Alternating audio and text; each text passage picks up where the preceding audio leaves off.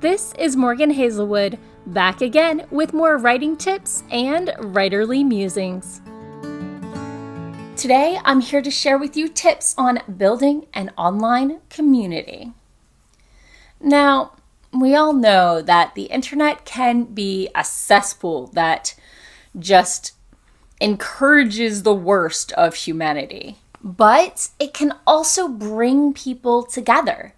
It depends where you hang out and who you're hanging out with.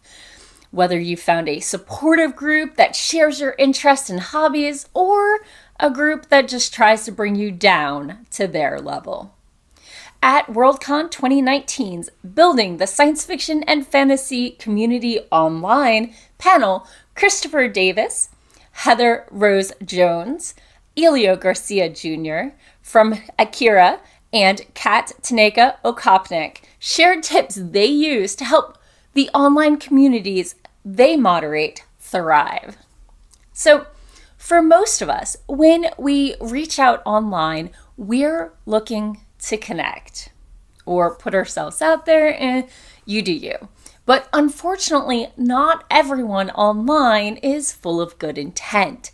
Some people are intentionally trying to disrupt things for the kicks. Sorry, trolls, I'm not supportive of you. So there are 7 basic ways to suppress trolls in online communities. First off, let's address a common misconception. The common phrase, "don't feed the trolls," advises people to just ignore antagonistic comments, which actually turns into a way of just ceding space to them and lets them take over a community. Instead, you should have clear rules and expectations and not be afraid to mete out punishments, such as deleting threads or comments that they make, temporary bans from the community, or permanent bans. Now, one way to discourage trolls is to be in a space that requires a consistent name for the login.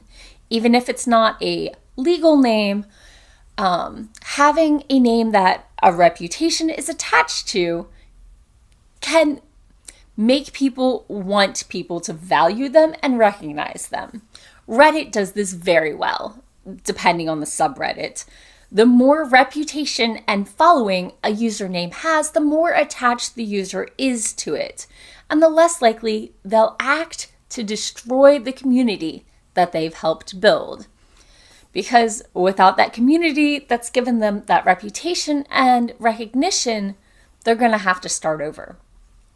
So, third way to discourage trolls is delete comments and threads, of course, whose topics or language are banned. Don't memorialize bad behavior.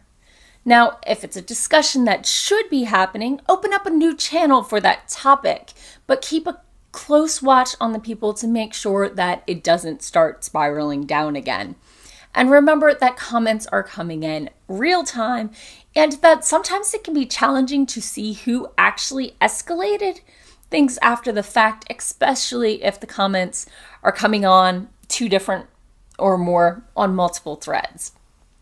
So, the 4th way to discourage trolls in an online community is to remember that a push to enforce civility can be used to hold the status quo and inhibit growth.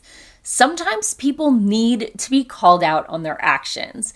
Being nice isn't necessarily the best thing. It ignores problems. It forces people to work around issues instead of working through them. 5, this is a little bit of a downer, but people will find a way to break the spirit of the rules, even if they don't break the letter of it.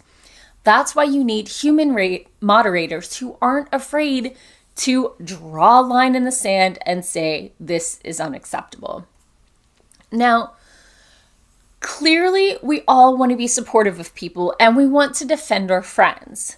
As a warning, if you speak up strongly to defend a person or a group, especially one that you're not a member of, you can cause a strong pushback against the very people you are trying to defend.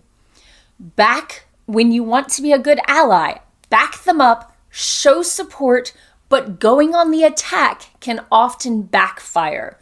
Be careful, you don't want to hurt the people you're trying to support. And finally, number 7, as a moderator, be careful who you stop an attack thread on. If you shut down with the attacker having said this horrible thing without letting the defender reply, you've effectively given the attacker the last word, which clearly was not your intent, but effectively that's what you've done. So that's just a warning for moderators. All that said about trolls, here are 4 ways to encourage a supportive community.